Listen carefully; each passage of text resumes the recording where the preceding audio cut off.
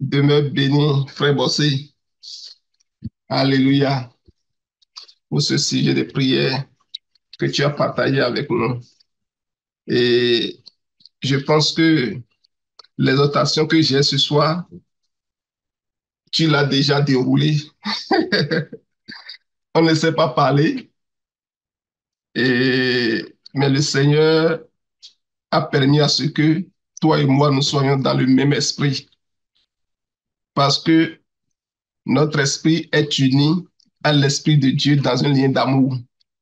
Et alors que nous sommes dans cette connexion avec notre Dieu, il a permis à ce que le sujet de prière et l'exhortation concourent vraiment vers le même point qui est le sujet de la foi.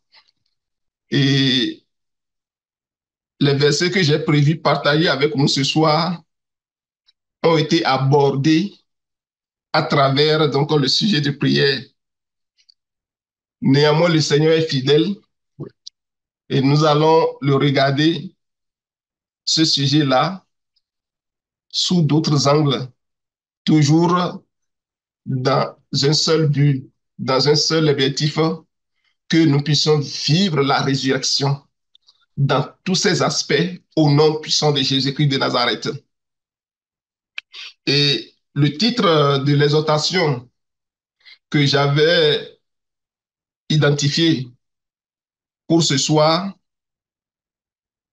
est libéré de cette façon, vivre la résurrection par la foi. Amen. Et je voudrais que pour développer ce sujet, nous puissions prendre ancrage à partir donc du verset de Jean 10 que le frère a partagé avec nous ce soir. Il a dit beaucoup de choses. Il a dit que aux hommes, cela est impossible. Vivre la résurrection est impossible aux hommes. Il est impossible aux hommes de comprendre la résurrection, de savoir qu'il est possible que nous n'allons pas connaître la mort. Alléluia. Mais que par la foi, nous pouvons rentrer dans ces choses-là et que tout est possible à celui qui croit. Alléluia. Que le nom de l'Éternel soit béni. Et il dit que la seule chose que le frère a partagé avec nous, qui pourrait nous empêcher de participer pleinement à la résurrection, est l'incrédulité, c'est-à-dire le manque de foi. Et il a partagé avec nous l'exemple des héros de la foi qui ont de façon spectaculaire marqué leur temps, leur époque par leur vie de foi. Que cela soit notre cas aussi, au nom puissant de Jésus-Christ de Nazareth. Et comme je l'annonçais, que nous allons commencer par développer notre sujet à partir donc du livre de Jean, le chapitre 10, les versets 34 à 36. On l'a, le frère a lu ça tantôt pour nous. Nous allons commencer par ça. Amen. Que le nom de l'Éternel soit béni.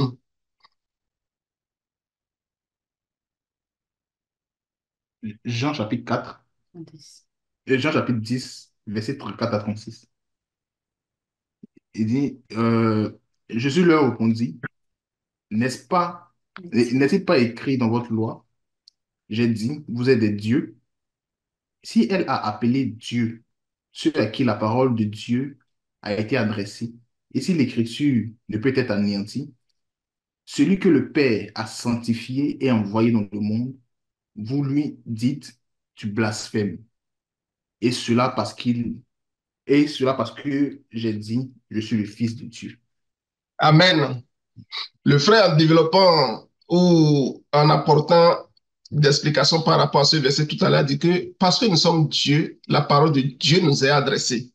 Alléluia. Et la parole de Dieu a appelé Dieu ceux à qui cette parole a été adressée. Nous pouvons aussi le comprendre autrement. pour dire que lorsque nous recevons la parole de Dieu, lorsque nous nous exposons à la parole de Dieu, et lorsque nous acceptons la parole de Dieu et nous accueillons cette parole par la foi, nous devenons des dieux. Alléluia. Nous devenons Dieu. Cette parole fait de nous Dieu. Et c'est pour cela qu'il est dit dans Jean, au commencement était la parole, et la parole était avec Dieu. Elle était Dieu. Tout ce qui a été fait par la parole. Rien n'a été fait sans elle. En elle était la vie, et la vie était la lumière des hommes. À tous ceux qui l'ont reçu et qui croient en son nom, elle leur a donné le pouvoir de devenir enfants de Dieu. Vous voyez? Donc, quand on fait le lien avec ça là, lorsque nous recevons la parole et nous croyons à cette parole et nous acceptons la parole, nous devenons Dieu. La parole fait de nous des dieux. Alléluia, que le nom de l'Éternel soit béni. Et la parole de Dieu, nous savons qu'elle ne peut être anéantie. Et si la parole de Dieu fait de nous des dieux, on peut commencer par se poser la question, comment je pourrais donc parvenir à l'état divin? Est-ce que c'est lorsque je reçois la parole là, instantanément je suis Dieu, mais qu'est-ce qui se passe? Et nous pouvons répondre à cette question pour dire que ce n'est pas la résurrection que nous parvenons à cette étape. Alléluia. Ce n'est pas la rédemption, ou nous pouvons dire la rédemption de notre corps, ou bien la rédemption de nos corps, que nous parvenons à l'état divin. Et l'autre question que cela peut également susciter est celle-ci. Pourquoi l'homme a-t-il besoin donc de la rédemption? Et nous pouvons également tenter de répondre à cette question en disant que l'homme a besoin de la rédemption parce qu'il y a eu chute et que c'est à cause de la chute que l'homme a besoin donc de la rédemption. Et la Bible déclare ceci. La Bible dit que tous ont péché et sont privés de la gloire de Dieu. Et parce que l'homme a cédé à la séduction du diable, nous avons vu que l'homme a fait naufrage totalement par rapport au projet originel de Dieu, qui est énoncé dans Genèse, le chapitre 1, le verset 26, qui est de faire de l'homme, de faire du moins l'homme à l'image et à la ressemblance de Dieu, c'est-à-dire posséder les attributs et les caractères de Dieu, c'est-à-dire faire de l'homme Dieu. Mais l'homme a échoué par rapport à ce projet. Mais Dieu ne va pas laisser les choses en l'état. Parce que Dieu a tant aimé le monde, il a pris sur lui la responsabilité, chers frères et sœurs, de sauver l'homme des corollaires de la chute, de tout ce qui est conséquence de la chute. Alléluia, de tout ce qui découle de la chute. Et pour ce faire, qu'est-ce que Dieu a fait? Ou qu'est-ce qu'il va faire? Il doit éliminer complètement la mort qui découle de la chute avec toutes ses manifestations. C'est ce que Dieu s'est promis de faire. Il ne va pas seulement éliminer la mort, simplement, il va le faire jusqu'à son élimination totale et complète. Ce n'est pas une simple élimination, il va éradiquer la mort. C'est pour cela qu'il a dit que dans ce processus de la rédemption de l'homme, il est en train de mener des choses jusqu'à ce que la mort soit totalement éradiquée. Et il a dit que le dernier ennemi, ce qui sera vaincu, c'est la mort. Alléluia. Et la Bible nous dit que le dernier ennemi qui sera vaincu, c'est la mort. Et nous pouvons le voir dans 1 Corinthiens, le chapitre 15, le verset 26. Que le nom de l'Éternel soit béni. Nous pouvons le lire rapidement. Alléluia. 15, verset 26. Oui, Le s'il te dernier plaît. ennemi qui sera détruit, c'est la mort. Alléluia. Donc Dieu a placé l'homme dans un processus de restauration. Et il est en train d'opérer des changements dans la vie de l'homme jusqu'à ce que tout lui soit soumis. La mort soit totalement délogée de la sphère de vie de l'homme. Il dit que le dernier ennemi qui sera vaincu, qui sera détruit complètement, c'est la mort. Chers frères et sœurs, il faut que vraiment Christ règne en nous et sur nous. Pourquoi? Parce que lorsque Christ va régner en toi et en moi et en chacun de nous, il va venir soumettre toute rébellion et tout ce qui peut s'opposer à la pleine rédemption de notre corps, jusqu'à ce que la mort soit complètement délogée, la mort soit complètement et totalement éliminée de notre sphère de vie, de notre existence, au nom de Jésus-Christ. Il faut que Christ règne sur nous, chers frères et sœurs. Et à cet effet, qu'est-ce que le Seigneur nous rappelle en ce moment crucial? Le Seigneur nous rappelle en ce moment capital de l'humanité le message de la résurrection de nos corps, le message de la résurrection. C'est pour cela que depuis un certain temps, les frères nous entretiennent sur ce sujet important que le frère a encore partagé avec nous tout à l'heure au travers donc de temps de prière qui est la résurrection. Mais il faut rentrer dans la résurrection par la foi. Alléluia. C'est pour cela que je disais que le frère et moi, on était unis en esprit vraiment. Parce que c'est la même chose que nous sommes en train de dire. Que le nom de l'Éternel soit béni. Et une chose est que ce message vienne à nous. Mais une autre est de nous en approprier et de l'expérimenter. Que le Seigneur te donne de t'approprier de ce message. Qu'il me donne de m'approprier de ce message, qu'il donne à chacun de nous approprier de ce message et de l'expérimenter au nom puissant de Jésus-Christ de Nazareth. Que le nom de l'Éternel soit béni. Mais quand nous disons alors cela, et nous disons que le Seigneur nous donne de nous approprier du message et de l'expérimenter, la question que nous pouvons nous poser est celle-ci. Comment je peux alors concrètement expérimenter la résurrection? Et lorsque nous écoutons le temps de prière religieusement, nous pouvons répondre à cette question simplement pour dire que ce n'est pas la foi que nous pouvons l'expérimenter. Et moi-même, je réponds pour dire que ce n'est pas la foi que nous pouvons expérimenter la résurrection, la rédemption de nos corps. Alléluia. Et écoutons ce que l'apôtre Paul a dit aux chrétiens de Corinthe dans 1 Corinthiens chapitre 15, le verset 14, lorsqu'il s'adressait à ces chrétiens en son temps. Il a dit ceci. Alors le frère voudrait déjà nous lire, sinon j'allais paraphraser. 1 Corinthiens 15, 14. Oui, s'il te plaît. Et si Christ n'est pas ressuscité, votre prédication est donc vaine et votre foi aussi est vaine. Alléluia. Vous voyez, il vient associer la résurrection à la foi. Il dit que la foi aurait un sens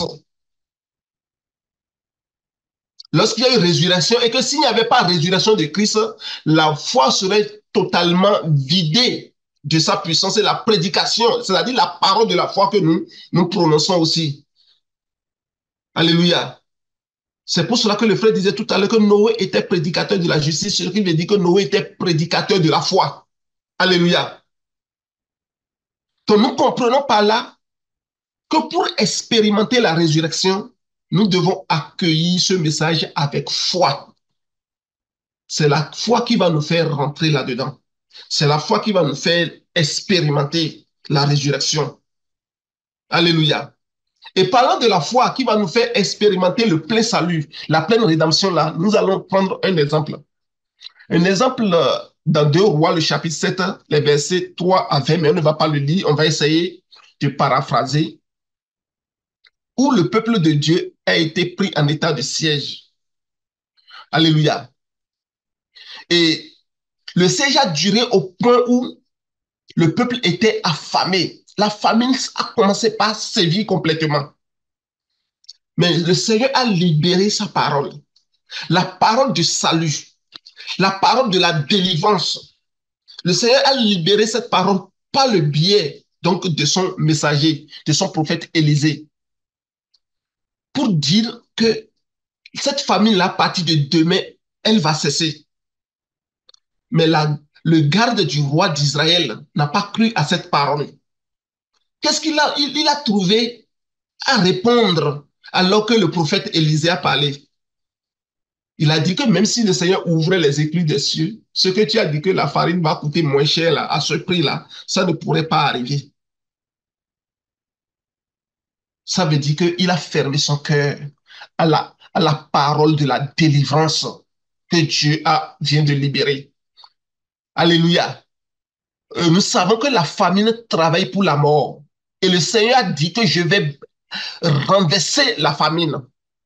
Ça veut dire que nous pouvons voir que c'est une étape de la résurrection que le Seigneur vient opérer dans la vie du peuple. Mais lui, il n'a pas cru à cette parole.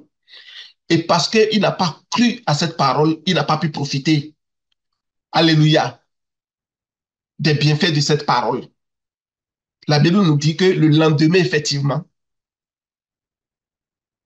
le Seigneur a levé l'état de siège de façon miraculeuse et les Israéliens pouvaient piller le camp des Syriens comme ils voulaient. Jusqu'à ce que le prophète avait annoncé la veille s'est produit le lendemain, aussitôt. Et ce garde, c'est en ce moment que son chef, le roi, trouvait à l'envoyer aux portes pour surveiller et les gens l'ont piétiné et il est décédé et il n'a pas pu profiter. Il a vu ça de ses yeux comme le prophète lui a dit. Tu vas voir, mais tu ne vas pas profiter de ça. Que cela ne soit pas ton cas, que cela ne soit pas mon cas, que cela ne soit le cas de personne parmi nous. Que ce message de la résurrection qui est en train d'être proclamé de façon continue, que nous puissions ouvrir notre cœur à ce message et recevoir ce message par la foi afin de vivre pleinement les effets de ce message de la résurrection au nom puissant de Jésus-Christ. Alléluia. Regardons ce que l'auteur aux Hébreux nous dit concernant la foi. Lorsqu'il a commencé par parler de la foi dans Hébreux chapitre 11, à partir de son premier verset déjà, nous allons considérer le premier verset. Il dit, oh, la foi est une ferme assurance des choses qu'on espère et une démonstration de celles qu'on ne voit pas. Et quand il continue un peu, il dit que pour l'avoir eu, les anciens ont reçu un témoignage favorable. Alléluia. Ce témoignage favorable, ils l'ont reçu de la part de qui? De la part de Dieu. Qu'est-ce que cela signifie pour toi et pour moi? Une ferme assurance des choses qu'on espère et une démonstration de celles qu'on ne voit pas. Lorsque nous allons parler en termes plus simples, nous pourrons dire que la foi, c'est croire ou avoir confiance que quelque chose que nous espérons se produira. Est-ce que tu espères la résurrection? La résurrection va se produire dans ta vie. Alléluia. Ou que c'est quelque chose que nous n'avons pas vu. Mais cela existe et que nous le verrons un jour.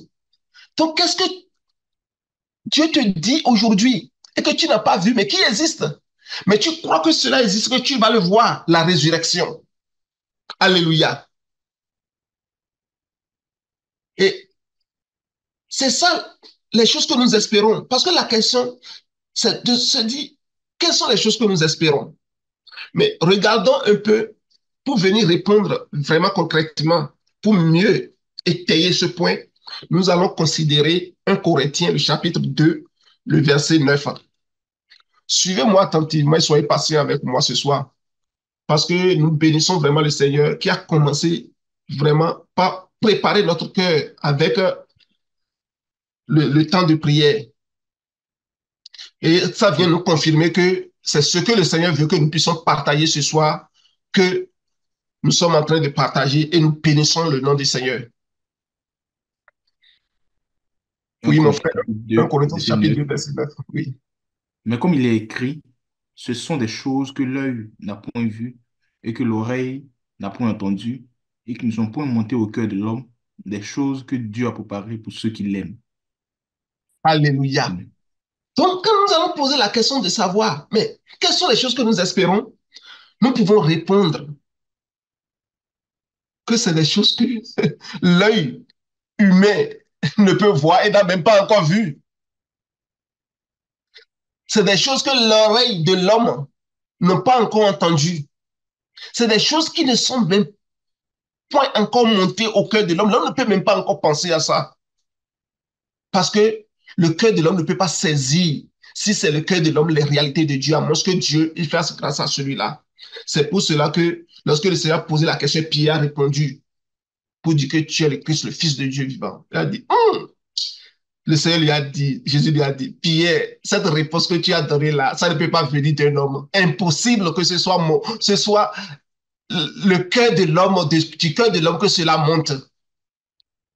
C'est le Saint-Esprit qui t'a révélé cela. Comme quoi pour dire que c'est le Saint-Esprit, c'est des choses que l'œil n'a pas vu, que l'oreille n'a pas entendu, mais qui ne peuvent même pas monter au cœur de l'homme. Mais Dieu les a déjà préparés pour ceux qu'il aime. Dieu l'a préparé la résurrection pour toi. Il l'a préparé pour moi. Il a préparé ça pour chacun de nous. Il a préparé ça pour son Église. Et lorsque nous nous laissons à sa parole, ça ne peut pas monter de notre cœur ou bien dans notre cœur spontanément, pas parce que nous sommes des hommes. Mais Dieu va nous faire rentrer là-dedans au nom de Jésus-Christ. Peut-être que nous parlons de la résurrection qui est le sujet crucial aujourd'hui. Mais pour toi qui m'écoutes ce soir, c'est peut-être la guérison. C'est peut-être sur le plan de ton travail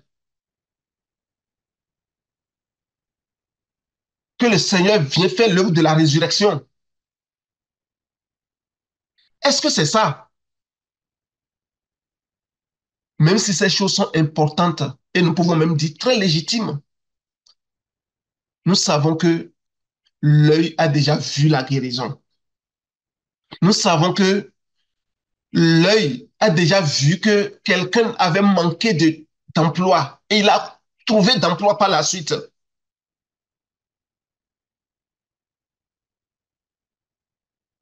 Il faut que cela soit donc quelque chose de vraiment plus grand et qui n'a jamais existé. Nous parlons vraiment des choses qui ne sont point montées au cœur de l'homme, que l'œil n'a point vu, les oreilles n'ont pas entendu. C'est de ça que nous parlons. Que le Seigneur te bénisse et qu'il me bénisse, qu'il bénisse chacun de nous au nom de Jésus-Christ de Nazareth. Et également, au travers du sujet de prière, le frère nous a parlé des héros de la foi. Alléluia. Nous allons également aborder ce point dans notre méditation. Et mais nous pouvons voir que eux tous ils recherchent la même chose. Ces personnes que la Bible a appelées des héros de la foi, ils recherchent tous quelque chose. Quand nous prenons le cas d'Enoch, la Bible nous dit que Enoch fut enlevé pour qu'il ne vit point la mort. Alléluia. Avez-vous déjà entendu parler de quelqu'un qui a été enlevé parce qu'il n'a pas connu la mort? C'est des choses que l'œil n'a point vues, les oreilles n'ont pas entendu et qui ne sont pas montées au cœur de l'homme. C'est ça que Dieu a réservé pour toi, c'est ça que Dieu a réservé pour moi. C'est le cas d'Enoch, ça, parce qu'il a vécu par la foi. Alléluia. Prenons Noé. La Bible nous dit que Noé devait hériter de la justice qui s'obtient par la foi. Et nous avons vu à travers la Bible que quand Noé construisait l'arche, la Bible dit qu'il n'y avait pas de pluie. Et tous se moquaient même de lui. Mais toi, tu parles de déluge. Personne n'a jamais vu de déluge de cette ampleur. Une pluie tombée jusqu'à cette ampleur dans le monde, comme toi, tu es en train d'annoncer. Et les gens se moquaient donc de Noé. Mais Noé s'est appliqué à construire l'arche parce que Dieu l'a divinement averti. Ce qui n'est pas monté au cœur de l'homme, ce que l'homme n'a jamais entendu ni jamais vu, Dieu a fait entrer Noé là-dedans par la foi. Alléluia. Que cela soit ton cas, cela soit mon cas au nom de Jésus-Christ de Nazareth. Lorsque nous considérons Abraham, la Bible nous dit qu'Abraham partit par la foi sans savoir où il allait, car il attendait la cité qui a de solides fondements, celle dont Dieu est l'architecte et le constructeur. On t'appelle, on dit, Abraham, viens, je vais t'emmener quelque part. Mais il ne sait même pas où. La Bible dit qu'il a laissé ça par la foi. Il a suivi Dieu. Dieu te parle de la résurrection. Est-ce que tu peux suivre Dieu par la foi pour rentrer dans la résurrection? Comme Abraham? Parlant de Sarah, par la foi, Sarah donne naissance à une postérité nombreuse, comme les étoiles du ciel, comme le sable qui est sur le bord de la mer, qu'on ne peut pas compter. Alors que la Bible dit que son corps était totalement usé. On ne peut rien espérer de ce corps. Quelle que soit la situation dans laquelle tu te trouves, tu penses qu'on ne peut rien espérer de cette situation. Aie le regard fixé sur Dieu. Manifeste la foi et Dieu va te relever. Dieu va te faire expérimenter la résurrection au nom de Jésus. Et je vais finir par Moïse. La Bible nous dit que Moïse, lorsqu'il est devenu grand par la foi, il a refusé d'être appelé fils de la fille du roi d'Égypte, du Pharaon. Il regardait tout ce qu'il y a d'honorifique en Égypte comme vraiment de la boue. Est-ce que tu peux lever les yeux et regarder, considérer tout ce que tu peux obtenir dans ce monde comme sans valeur au détriment du sujet de la résurrection pour t'accrocher à cela par la foi? Nous n'allons citer que ceux-là pour venir nous inciter, pour venir vraiment aiguiller notre foi, pour demander à ce que Dieu puisse venir nous aider pour que nous puissions rentrer dans ces choses comme ces héros de la foi. Alléluia. La Bible nous dit que ces personnes-là, ces gens dont nous avons parlé tout à l'heure, et il y a d'autres personnes, Barak, Samson, ainsi de suite. La Bible nous dit qu'ils recherchaient une patrie. Cette patrie qui est céleste. Et parce qu'ils recherchaient cette patrie céleste, la Bible nous dit que Dieu n'a pas honte de les appeler. Alléluia. De les appeler. N'a pas honte de les appeler qu'il est leur Dieu. De les appeler ses enfants. Alléluia. Parce qu'il lui a préparé une cité. Et au verset 35 du livre d'Hébreux chapitre 11 que nous avons lu, le frère a partagé ça avec nous, mais il a sauté ce bout que je voudrais quand même que nous puissions lire. Hébreux 11, le verset 35. Hébreux chapitre 11, verset 35. Oui, s'il te plaît. Les femmes recouvraient leur mort par la résurrection.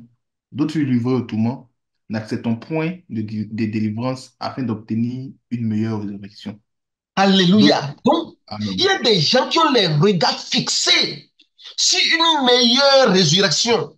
Et la Bible dit qu'ils ne veulent rien savoir d'autre chose que la meilleure résurrection qu'ils vont expérimenter. Et à cause de cela, ils se sont exposés. Ils ont refusé même d'être délivrés. Les gens leur ont proposé la délivrance pour perdre la meilleure résurrection. Ils ont dit non, nous acceptons périr parce que nous avons en vue la meilleure résurrection. Alléluia. Nous acceptons d'être torturés parce que nous avons la meilleure résurrection en vue. Peut-être que pour toi, c'est manifester la foi qui est la torture pour toi, pour que tu puisses expérimenter cette meilleure résurrection. Que Dieu te donne de payer le prix pour manifester cette foi. Peut-être que c'est la prière. Peut-être que c'est la consécration à la lecture de la parole de Dieu. Que Dieu te donne d'avoir les regards fixés sur ce qu'il y a de meilleur qui est la résurrection. Donc c'est la résurrection, chers frères et sœurs, la rédemption de notre corps. Cet état dans lequel l'homme racheté n'est plus un être humain, mais il est totalement un être divin. Et la Bible nous dit que c'est ce que l'œil n'a point vu, ce que les oreilles n'ont pas entendu, qui ne sont pas montés au cœur de l'homme. Quand tu dis ça à côté de quelqu'un, la personne peut te traiter de fou. Mais c'est cela que Dieu a en réserve pour ceux qui l'aiment. Et c'est cela que Dieu a en réserve pour toi. Que le nom de l'Éternel soit béni et que cela soit ton partage au nom de Jésus. La foi, oui, la foi, c'est ce qui caractérise ces personnes qui sont les héros de la foi. C'est leur point commun, la foi. C'est le fondement de notre marche, chers frères et sœurs, avec le Seigneur. C'est pas la foi que nous pouvons entrer dans la terre promise. Alléluia. Et mieux encore, c'est pas la foi que nous pouvons entrer dans le repos de Dieu. Lorsque nous considérons Hébreux chapitre 3, les versets 12 à 15, nous allons lire peut-être quelques versets pour continuer. On va lire d'abord Hébreux chapitre 3, versets 12 à 15. Ensuite, Hébreux chapitre 4, versets 1 à 7. Hébreux chapitre 3, versets 12 à 15. Oui. Prenez garde, frères, que quelqu'un de vous n'ait un cœur mauvais et incrédule au point de se détourner du Dieu vivant. Mais exhortez-vous les uns les autres chaque jour, aussi longtemps qu'on peut dire aujourd'hui, afin qu'aucun de vous ne s'endurcisse par la séduction du péché. Car nous sommes devenus participants de Christ, pourvu que nous retenions fermement jusqu'à la fin l'assurance que nous avons au commencement, que nous avions au commencement. Pendant qu'il est dit, aujourd'hui, si vous entendez sa voix, n'endurcissez pas vos cœurs comme lors de la révolte. Amen. Mm. Ici, on- le Seigneur commençait par nous mettre en garde par rapport à un cœur mauvais, un cœur incrédule, un cœur qui rejette la parole de Dieu. Et lorsque ce cœur rejette la parole de Dieu, ce cœur rejette la grâce de Dieu pour lui. Alléluia. Et le Seigneur nous met en garde de ça. Il dit que lorsque tu as ce cœur mauvais et incrédule, le point culminant de cela, ou ce qui en découle, c'est que tu viens te détourner de Dieu. Alléluia. Tu viens donc de te détourner de Dieu et que tu abandonnes Dieu. Que cela ne soit pas ton cas, cela ne soit pas mon cas. Que nous puissions accueillir la parole de la résurrection avec foi. Que notre cœur ne soit pas mauvais et incrédule. Et il dit, à la fin, verset 14, il dit vraiment de devenir participant de Christ. La Bible dit que Christ en nous, l'espérance de la gloire. Nous allons expérimenter la gloire de la résurrection parce que nous allons retenir cela fermement jusqu'à la fin. Et enfin, il dit de ne point endurcir nos cœurs lorsque nous entendons la voix de Dieu. La voix de Dieu résonne ce soir et résonne en ce moment. Que personne n'endurcisse son cœur au nom de Jésus-Christ de Nazareth. Nous allons lire ensuite Hébreux chapitre 4, les 7 premiers versets. Je vais le lire pour que nous puissions gagner du temps. Il dit, craignons donc, tandis que la promesse d'entrer dans son repos subsiste encore, qu'aucun de vous ne paraisse être venu trop tard, car cette bonne nouvelle nous a été annoncée aussi bien qu'à eux. Mais la parole qui leur fut annoncée ne leur servit de rien, parce qu'elle ne trouva pas la foi chez ceux qui l'entendirent. Pour nous, nous avons cru et nous entrons dans le repos selon ce qu'il est dit. Je jurai dans ma colère, ils n'entreront pas dans mon repos. Il dit cela, quoique ses œuvres eussent été achevées depuis la création du monde. Car il a parlé quelque part ainsi du septième jour.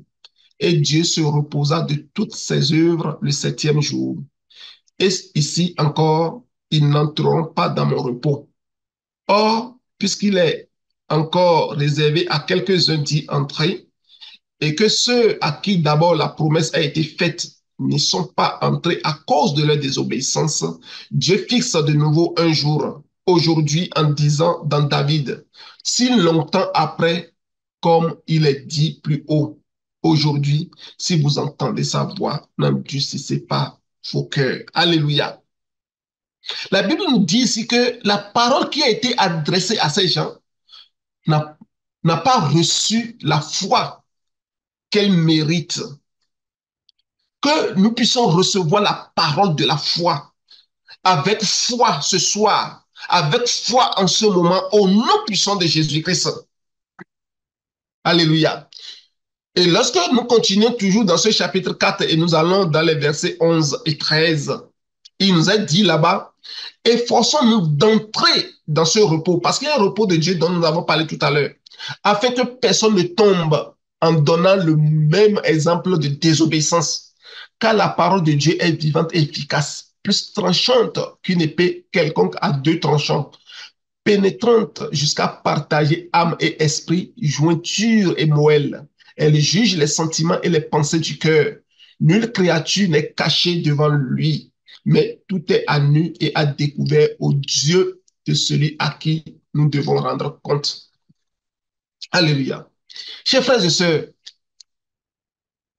nous pouvons voir en lisant ces passages vraiment que c'est la foi qui nous fait entrer dans le repos de l'Éternel. La terre promise est un repos. Et nous avons été aussi enseignés par rapport aux fêtes de l'Éternel. Et nous comprenons également que chaque fête de l'Éternel est un repos que nous sommes appelés à expérimenter, à vivre. Et nous comprenons à partir de ces versets que nous venons de lire qu'il y a des choses qui peuvent nous empêcher d'entrer dans ce repos, qu'il y a des choses qui peuvent nous empêcher d'expérimenter le repos de Dieu. Et Hébreux chapitre 2, chapitre 4, plutôt, verset 2 nous dit, car cette bonne nouvelle nous a été annoncée aussi bien qu'à eux.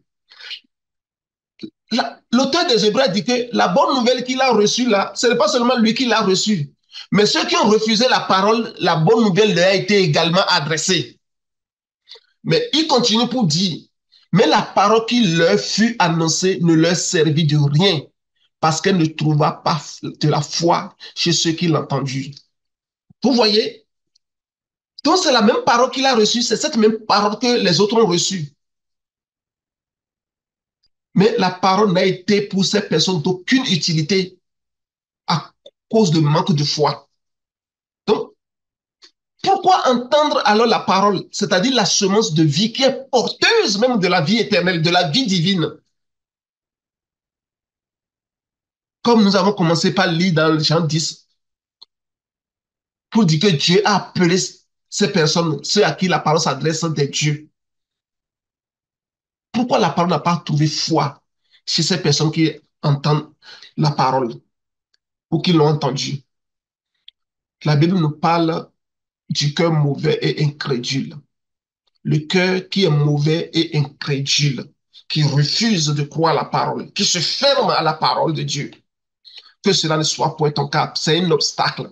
Lorsque le cœur est mauvais et le cœur est incrédule, la parole ne va servir de rien pour nous. Qu'est-ce que cela veut dire? Nous savons que la parole de Dieu est puissante. Elle est capable de nous transformer totalement. Et c'est elle d'ailleurs qui peut nous transformer. C'est elle qui nous transforme. Mais lorsque la parole de Dieu veut agir, elle doit agir avec nous. Dieu ne nous brutalise pas pour faire quelque chose dans nos vies. Dieu cherche notre collaboration. Alléluia. Donc, la parole doit agir avec nous. C'est-à-dire, lorsque nous croyons à cette parole, c'est là que la parole vient trouver la collaboration.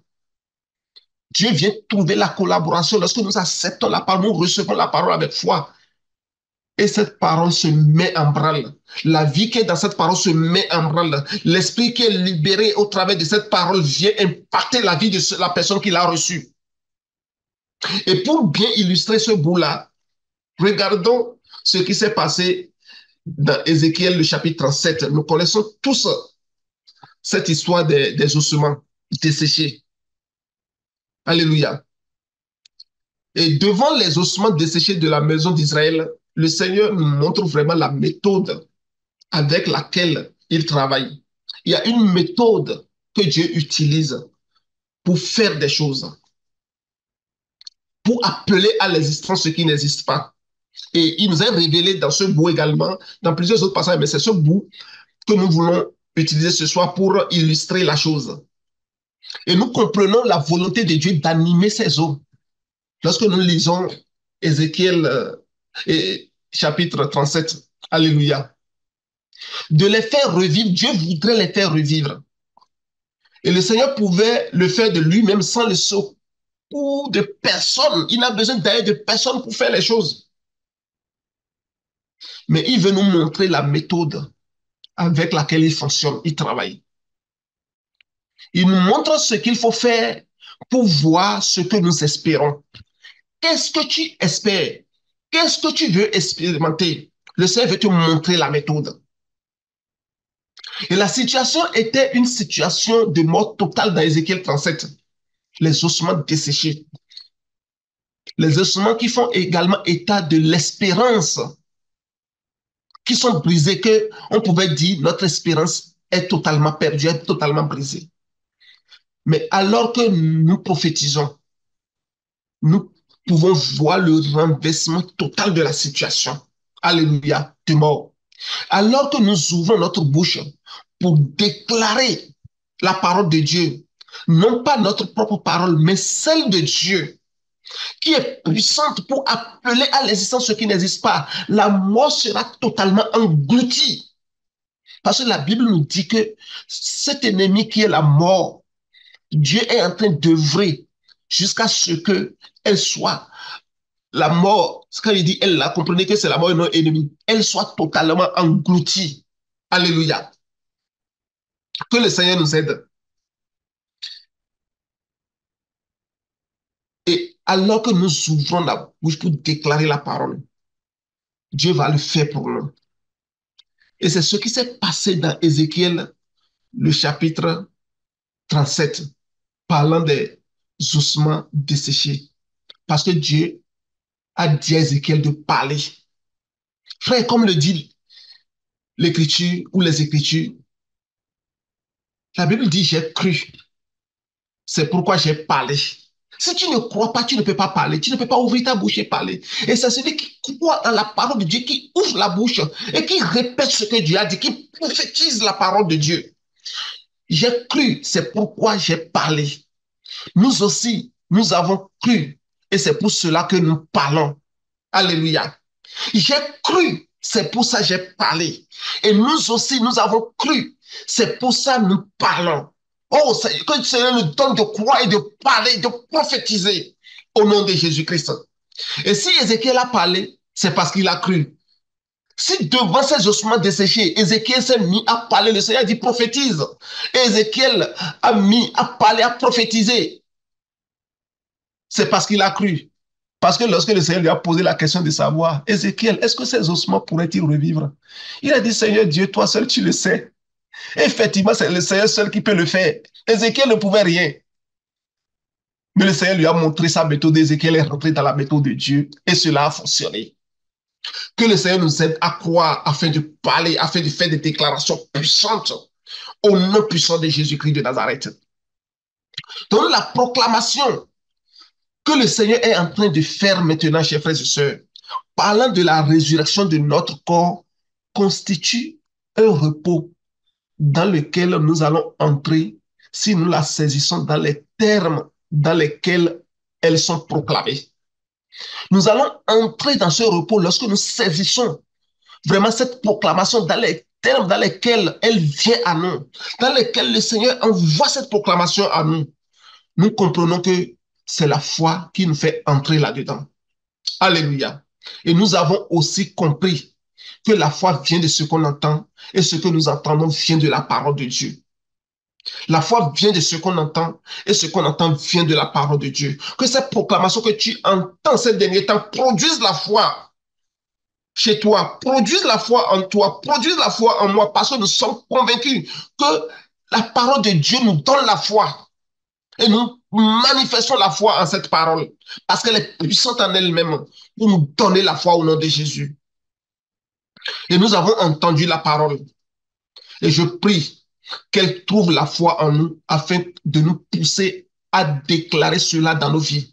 Que cette parole trouve la foi en toi afin de te pousser à déclarer la résurrection dans ta vie. Que cette parole trouve la foi en moi, afin de me pousser à déclarer la résurrection dans ma vie. Que cette parole trouve la foi en chacun de nous, afin de nous amener en action, à prophétiser, prophétiser, proclamer. Allez, des choses, au nom de Jésus-Christ. Un jour, j'étais en voyage avec un frère, avec un autre frère, si nous étions trois dans la voiture, mais le frère là, on lui posait des questions, il nous répondait. C'était un long voyage qu'on faisait. Mais quand il finit de nous parler, seul dans la voiture, il commence pas à parler. Il parle, il parle, il parle, il parle. Et après, tu constates que c'est la parole de Dieu qu'il est en train de prononcer seulement tout le temps. Après, vous lui lancez une question, il vous répond encore. Il vous répond, vous parlez, vous pouvez parler 10 minutes, 15 minutes. Dès que vous finissez de lui poser des questions, bien vous finissez de vous adresser à lui, ce que lui trouve à faire, c'est de commencer par faire des proclamations. Le jour-là, j'ai regardé, j'ai dit, OK, un autre style de vie. Ça veut dire que si je suis seul quelque part, je ne dois pas fermer ma bouche. Ça veut dire que même si je suis seul, je peux être en train de parler. Les gens peuvent m'appeler fou, mais je sais que je suis en train de prophétiser. Et cela est venu me chercher le jour-là. Cela a attiré mon attention. J'ai dit, OK, ça c'est une autre façon de vivre la foi, ça. Ça c'est une autre façon d'expérimenter la foi. Ça c'est une autre façon de vivre la parole de Dieu. Que le Seigneur permette que sa parole trouve la foi en nous et qu'il nous pousse à faire des déclarations au nom de Jésus. Lisons dans Romains chapitre 10. Alléluia. Les versets, les versets 6 à 8. Que le Seigneur nous aide.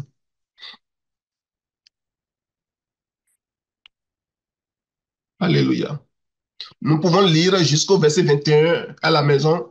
Comme nous n'avons pas le temps, nous allons prendre juste les versets 6 à 8, Romains chapitre 10. Mais pour notre Romains chapitre, méditation, nous pouvons continuer jusqu'au verset 21 à la, à la fin. Oui, s'il te plaît, mon Romains frère. chapitre 10, verset 6 à 8. Mais voici comment parle la justice qui vient de la foi. Ne dis pas en ton cœur qui montera au ciel, c'est fait descendre Christ, ou qui descendra dans l'abîme, c'est fait remonter Christ d'entre les morts. Que dit-elle donc? La parole est près de toi, dans ta bouche et dans ton cœur. Or, c'est la parole de la foi que nous prêchons. Amen. Amen. Il dit, mais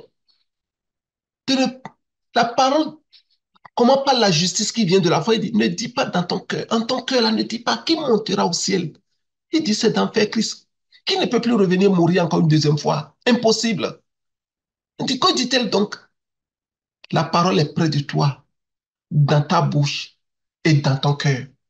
Chers frères et sœurs, cette proclamation qui est venue à nous, que le Dieu permette que cette proclamation soit près de nous, qu'elle soit dans notre bouche, qu'elle soit dans notre cœur, et que nous puissions vraiment prêcher, déclarer cette parole, déclarer tous les jours la parole de la foi, que nous puissions prêcher, déclarer cette parole jusqu'à ce que nous puissions l'expérimenter au nom de Jésus.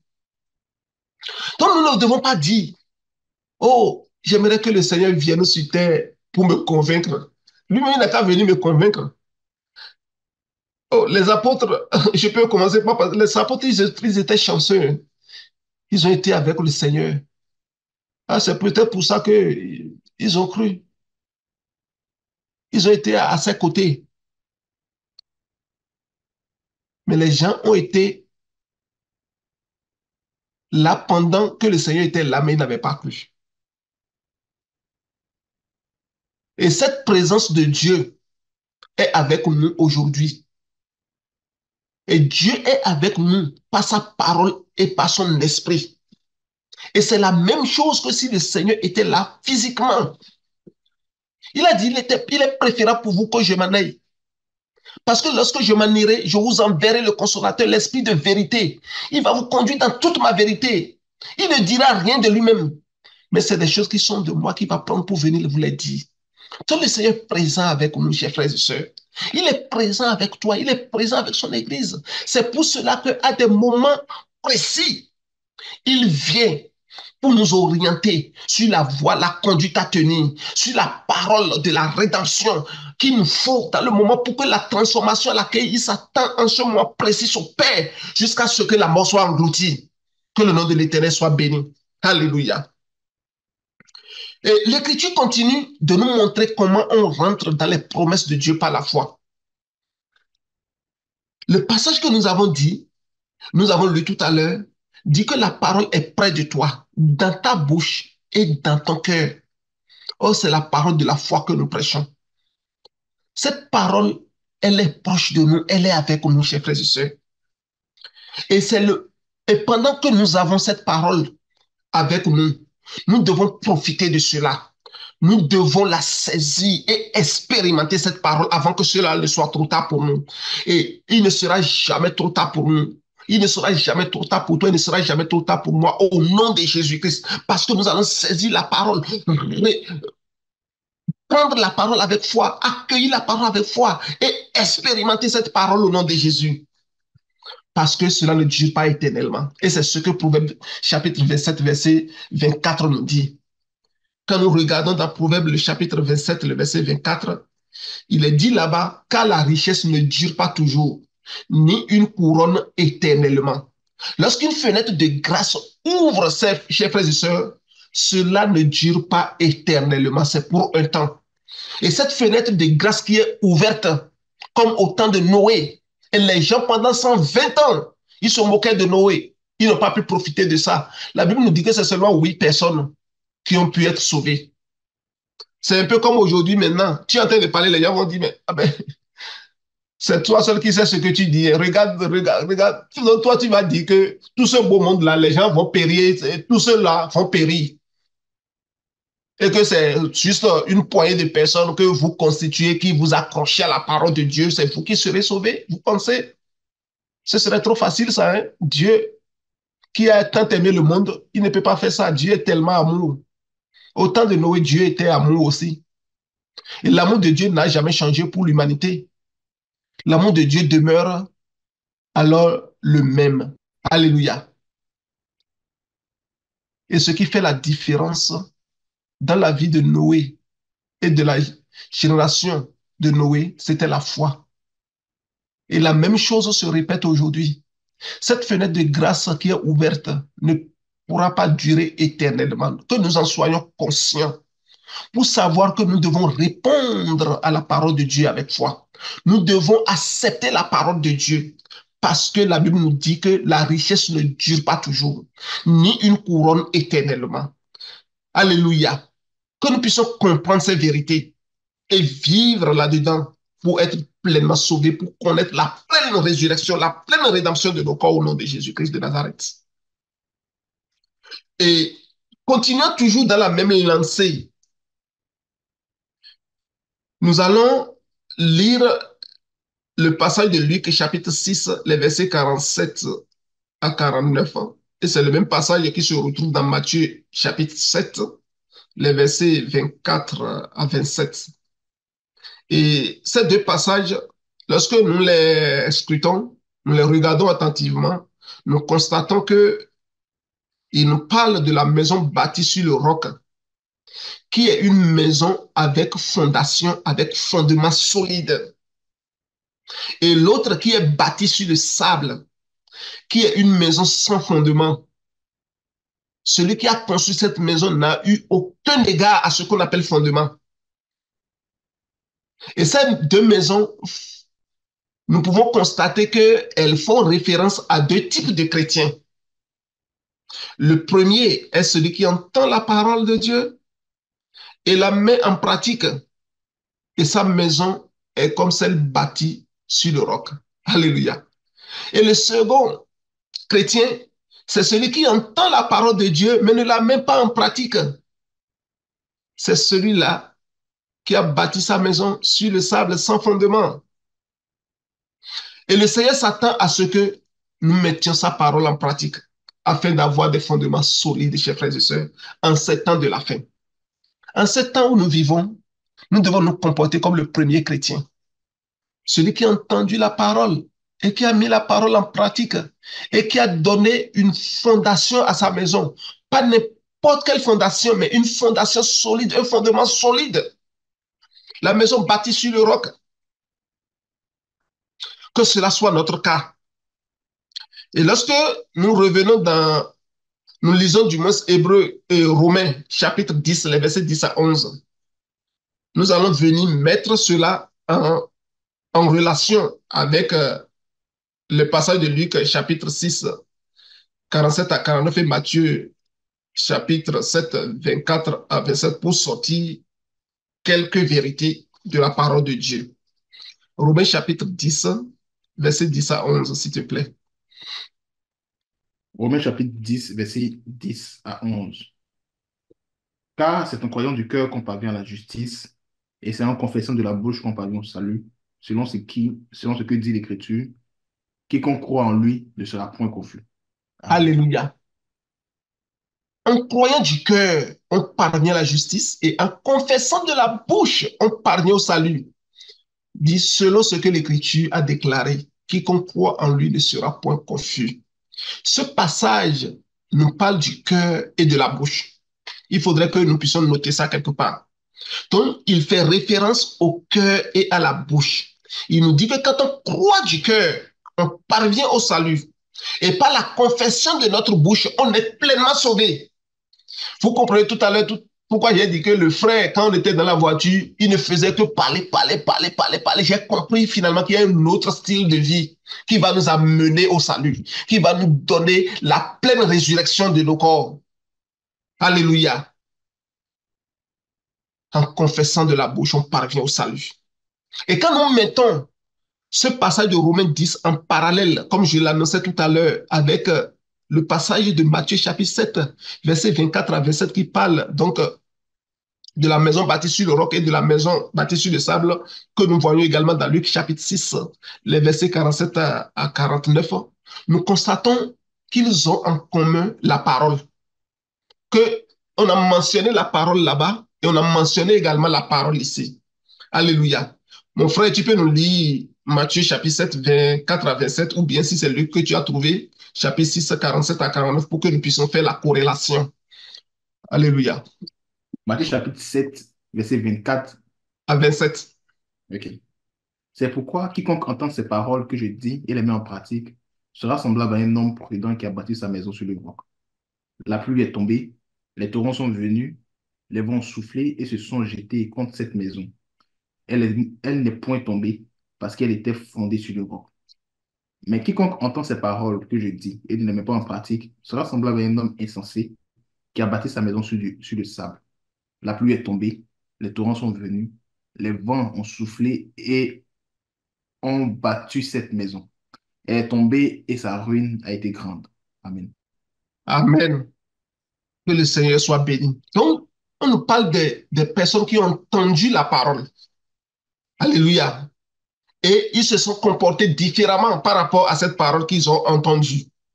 Et dans Romains chapitre 10, on nous dit, c'est en croyant du cœur qu'on parvient à la justice. Et c'est en confessant de la bouche qu'on parvient au salut. Selon ce qu'il est dit, quiconque croit en lui ne sera point confus. Alléluia. Donc nous voyons clairement que il y a la notion de la parole également dans ce passage.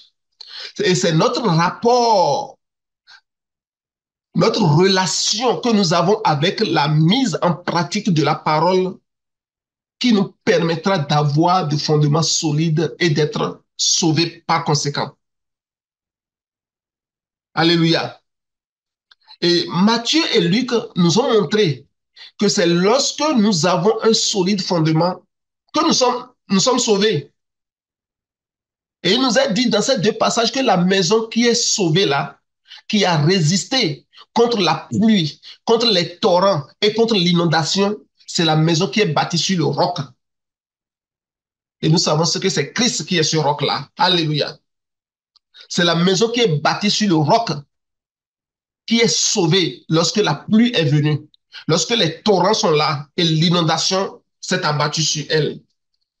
Et Ésaïe chapitre 28, verset 16 nous dit ceci. C'est pourquoi ainsi parle le Seigneur, l'Éternel. Voici, j'ai mis pour fondement en Sion une pierre éprouvée, une pierre angulaire de prix, solidement posée. Celui qui la prendra pour appui n'aura point hâte de fuir. Donc, quand nous lisons ça, nous pouvons comprendre pourquoi l'autre qui a entendu la parole et qui a reçu cette parole avec foi et qui a mis cette parole en pratique, il était stable devant les situations et rien ne pouvait l'ébranler. Il était comme cette maison bâtie sur le roc qui a résisté devant la pluie, les torrents, même l'inondation. Parce que sa vie était posée à pour fondement Christ. Il ne pouvait pas fuir devant les situations. Rien ne pouvait l'ébranler. Mais celui qui n'a pas de fondement, au contraire, est condamné lorsque ces trois jugements sont venus. La pluie qui est venue, c'est un jugement. Les torrents qui étaient là constituent un jugement et l'inondation, encore un autre niveau de jugement. Mais celui-là n'a pas pu résister. Que nous ne soyons point condamnés, que nous ne branchions point au jour du jugement, mais que le Seigneur nous donne d'avoir de l'assurance au juge du jugement, parce que nous recevons la parole avec foi, nous répondons à la parole, nous mettons la parole à la pratique au nom de Jésus-Christ de Nazareth. Et lorsque nous regardons Romains chapitre 10, on nous dit qu'il faut croire du cœur pour parvenir à la justice et confesser de la bouche pour être sauvé. Cela veut dire qu'il faut avoir un bon fondement pour être sauvé. Parce que ici, il y a le salut qui est là, qui est sauvé. La maison qui est bâtie sur le roc n'a pas ébranlé, n'était pas ébranlée du moins. Donc nous comprenons par corrélation entre ces deux versets que lorsque on nous parle d'entendre la parole dans Luc et dans Matthieu, cela vient se corréler, se mettre en relation avec croix du cœur dans Romains chapitre 10. Et lorsqu'on parle de mettre en pratique la parole de Dieu dans Matthieu et dans Luc, cela vient alors s'aligner avec confesser de la bouche. Est-ce que vous me suivez bien? Alléluia. Alléluia. Êtes-vous avec moi ou bien vous êtes fatigué? Alléluia. Amen. Amen, nous sommes là. Amen. Nous sommes là. Amen. Que le Seigneur vous bénisse et bénisse votre entendement au nom de Jésus et bénisse mon entendement aussi. Parce que le Seigneur me parle aussi à travers vraiment cette exhortation qu'il vienne me donner et donner à chacun de nous d'expérimenter la résurrection au nom de Jésus-Christ de Nazareth.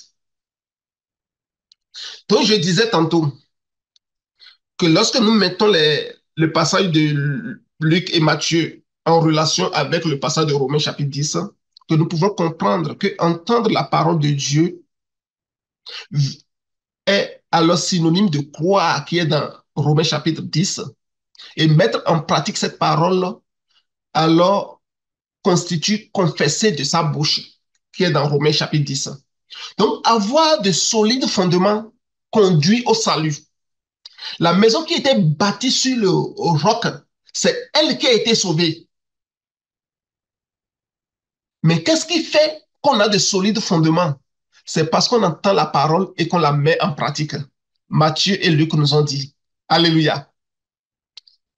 Et avec cette compréhension, lorsque nous avons cette compréhension de Matthieu et de Luc, et que nous venons dans Romains chapitre 10, nous pouvons mieux comprendre les choses. En effet, croire qui est dit ici fait référence, comme je le disais, à entendre. Et regardons ce que alors l'auteur des Hébreux nous dit.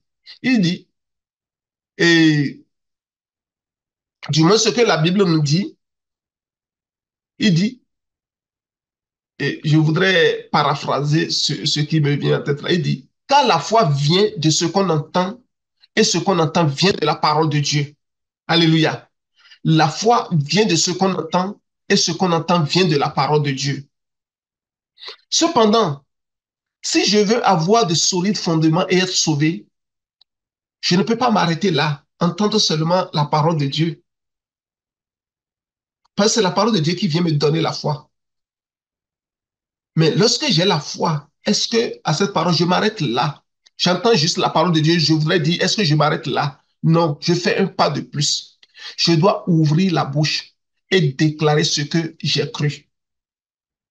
C'est pour cela que la Bible pourrait encore nous dire que la foi sans les œuvres est une foi morte.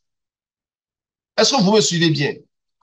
Et par conséquent, quand nous regardons bien, nous pouvons constater que c'est comme cela que le Seigneur lui-même avait fonctionné pendant les jours de sa chair. Et il veut que toi et moi, nous soyons aussi comme lui. Nous puissions lui emboîter les pas.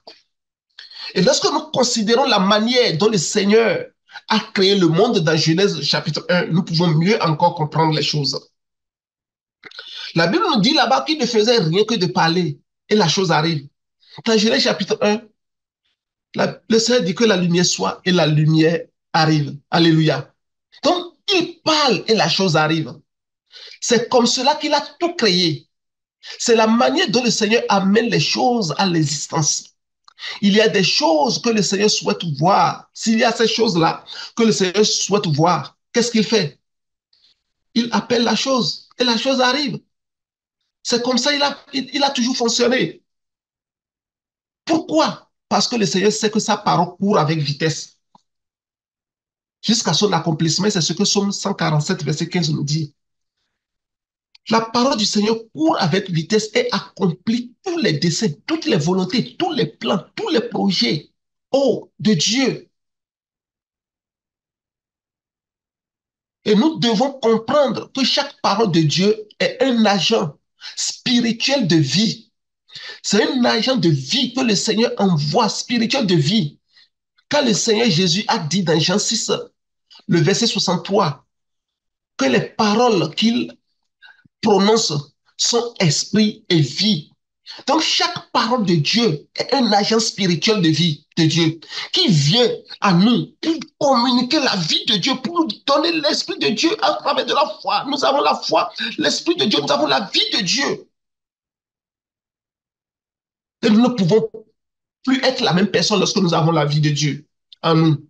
Donc, le message sur la résurrection que le Seigneur nous envoie en ce moment, nous devons considérer que nous devons répondre à ce message par la foi. Nous devons donner foi à ce message, accueillir cette parole joyeusement dans notre cœur et proclamer cela pour être totalement délivré.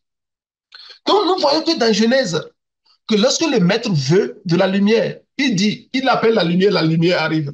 Lorsqu'il veut voir la végétation, il appelle la végétation arrive. Si c'est les animaux qu'il veut voir, il les a appelés et les animaux sont là.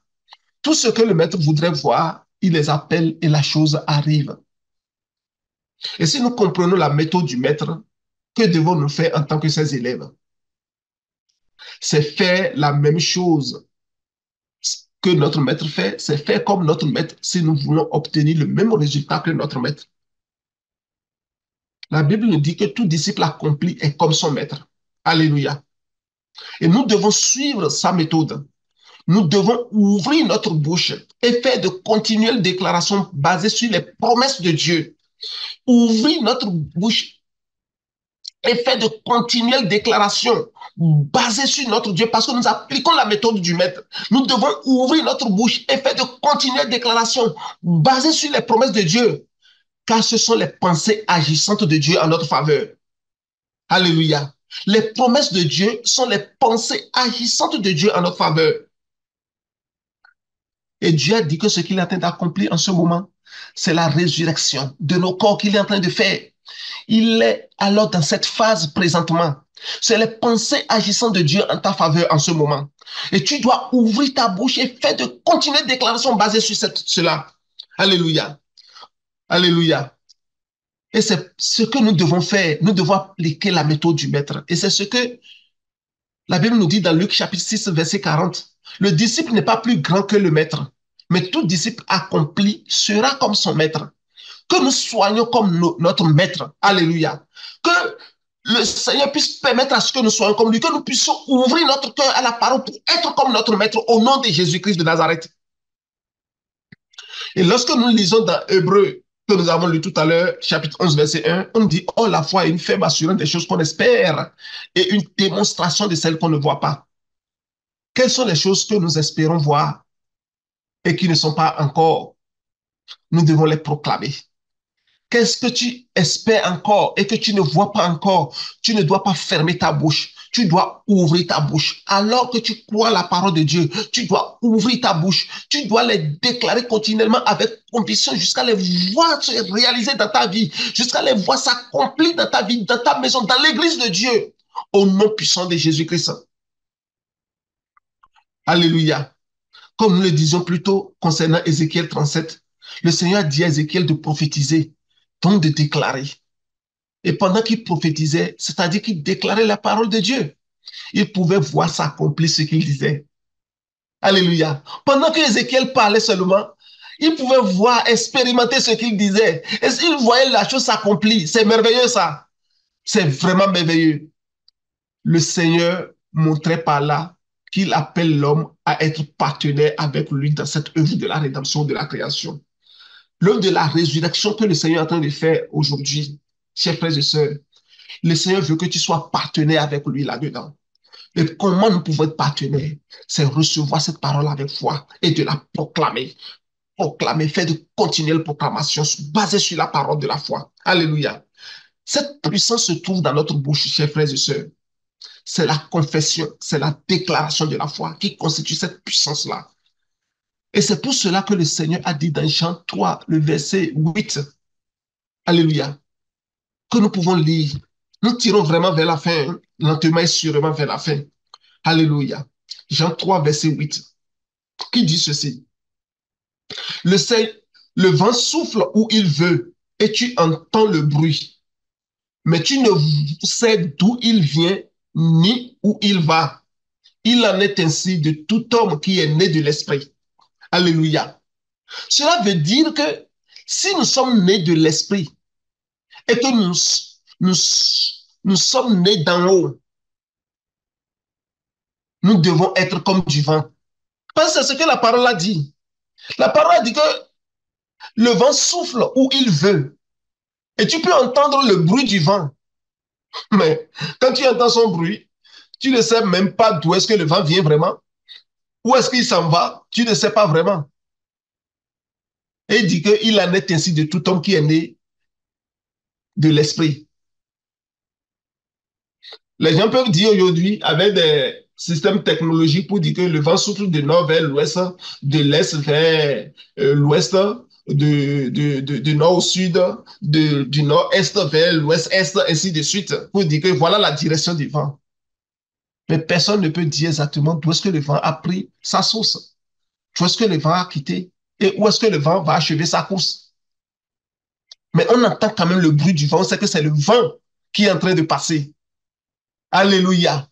Et la Bible prend la peine, le soin de dire que c'est de cette façon que tout homme qui est né de l'esprit se comporte. Alléluia. Comment est-ce qu'on sait que le vent est là? Si nous nous posons la question à travers le verset que nous pouvons lire, nous venons de lire, nous allons répondre simplement que ce n'est pas le bruit qu'il fait que nous entendons, que nous savons que le vent est là. Comment est-ce que nous devons savoir que nous autres, nous sommes là? Toi, chrétien, moi, chrétien, comment est-ce que toi et moi, on doit savoir que nous sommes là? Ce n'est pas le bruit de notre déclaration de foi. Alléluia. Ce n'est pas le bruit de notre déclaration de vérité que nous devons manifester notre présence. Que les choses vont se faire voir, que les hommes peuvent voir que nous sommes là. C'est de cette façon qu'on peut voir que nous sommes là. Il en est ainsi de tout homme qui est né de l'esprit. Actuellement, le Seigneur est en train de nous parler concernant la rédemption de notre corps. Et il nous dit de considérer qu'il est en train de nous faire entrer dans un autre niveau de repos où nous allons connaître la délivrance des douleurs, de la maladie et de tout ce qui constitue le processus du vieillissement. Comment puis-je entrer dans cette réalité de vie? Comment je peux entrer dans ces choses? Comme le verset nous a dit tout à l'heure, le vent souffle. Tu entends, alléluia, le vent souffle où il veut et tu entends du bruit, mais tu ne sais d'où il vient, où il s'en va. Il en est ainsi de tout homme qui est né de l'esprit. Comment alors je peux rentrer dans ces choses? Alléluia. Comment puis-je entrer dans cette réalité? Ce n'est pas la déclaration de foi que tu vas faire, chers frères et sœurs. Ce n'est pas notre déclaration de foi que nous pouvons rentrer dedans. Cela est vrai pour tout ce qui concerne les promesses de Dieu dans lesquelles nous voulons entrer. C'est très vrai pour, pas seulement pour la résurrection, pour toutes les promesses de Dieu dans lesquelles nous voulons entrer. Nous voulons entrer là-dedans par la déclaration de foi, la déclaration puissante de la parole de vérité. C'est pas la foi, c'est parce que tu y crois que tu le déclares. Nous avons cru et nous avons parlé. Nous avons cru et nous avons déclaré. C'est ce que la Bible dit. Et ceci en continu. Donc tu dois faire cette déclaration en continu. Tel un cri strident jusqu'à son accomplissement. Un cri continu jusqu'à ce que tu le vois s'accomplir dans ta vie. Ainsi, nous parlons parce que nous avons cru. Parce que tu as cru, il faut ouvrir ta bouche et parler. Parce que tu as cru, il faut ouvrir ta bouche et prophétiser. Parce que tu as cru, il faut ouvrir ta bouche et déclarer au nom de Jésus. Et que le Seigneur nous permette de manger sa parole et de prophétiser Nous allons lire un dernier verset pour finir, un dernier passage pour finir. Alléluia. Apocalypse chapitre 10, le verset 8 à 11. Et la voix que j'avais entendue du ciel me parla de nouveau et dit, va, prends le petit livre ouvert dans la main de l'ange qui se tient debout sur la mer et sur la terre. Et j'allai vers l'ange en lui disant de me donner le petit livre. Et il me dit, prends-le et avale-le. Il sera amer dans tes entrailles, mais dans ta bouche, il sera doux comme du miel. Je pris le petit livre de la main de l'ange et je l'avalai. Il fut dans ma bouche doux comme du miel. Mais quand je l'eus avalé, mes entrailles furent remplies d'amertume. Puis on me dit, il faut que tu prophétises de nouveau sur beaucoup de peuples, de nations, de langues et de rois. Alléluia. Vous voyez, c'est lorsqu'il a pris le livre, il a avalé le livre, qu'on lui a demandé maintenant de prophétiser. Tu ne peux pas avaler le livre de terre. Tu ne peux pas recevoir la parole de Dieu et fermer ta bouche. Alors que tu reçois la parole de ta rédemption, alors que tu reçois la parole de ta résurrection, ouvre la bouche et déclare ces choses dans ta vie au nom de Jésus et tu vas le voir s'accomplir. Le Seigneur va te faire rentrer dans l'accomplissement de cela. Tu vas l'expérimenter et nous pouvons vivre la résurrection par notre foi. Que le Seigneur te bénisse et que le Seigneur me bénisse, qu'il nous bénisse ensemble, qu'il bénisse son Église. Au nom de Jésus-Christ de Nazareth, j'ai fini. Alléluia.